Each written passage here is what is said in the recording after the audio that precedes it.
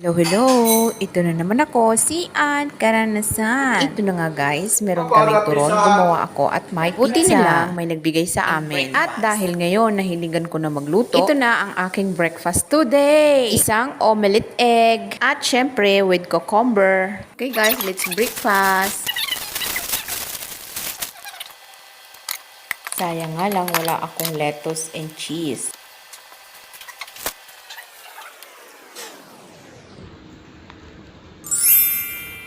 At syempre, thank you Lord for blessing today. Ako naman yung nabubuhay na kahit walang pera, basta may pagkain, masaya na ako. Lalo na pag nandiyan ka.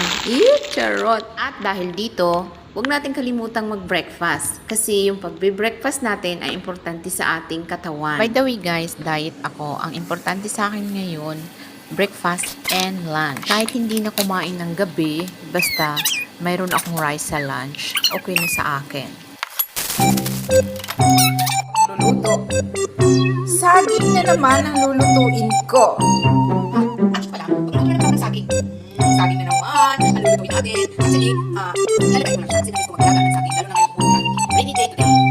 Today is carbonara day. Hoy, ang yaman! Ang yummy! Wow!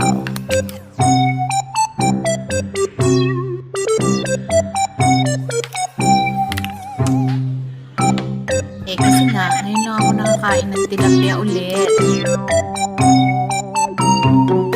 At syempre, hindi pa huhuli itong aking tilapia. Salamat nga pala sa nagbigay nito. Salamat kay Miss Thailand. Thank you so much for the tilapia. Ito naman ang masarap kong supas. At syempre, babatiin ko nga pala ng happy birthday sa iyo, Miss Thailand. Tanchicha, happy birthday. Result, ito na guys, yung aking ginataang kalabasa. Sarap. Alright.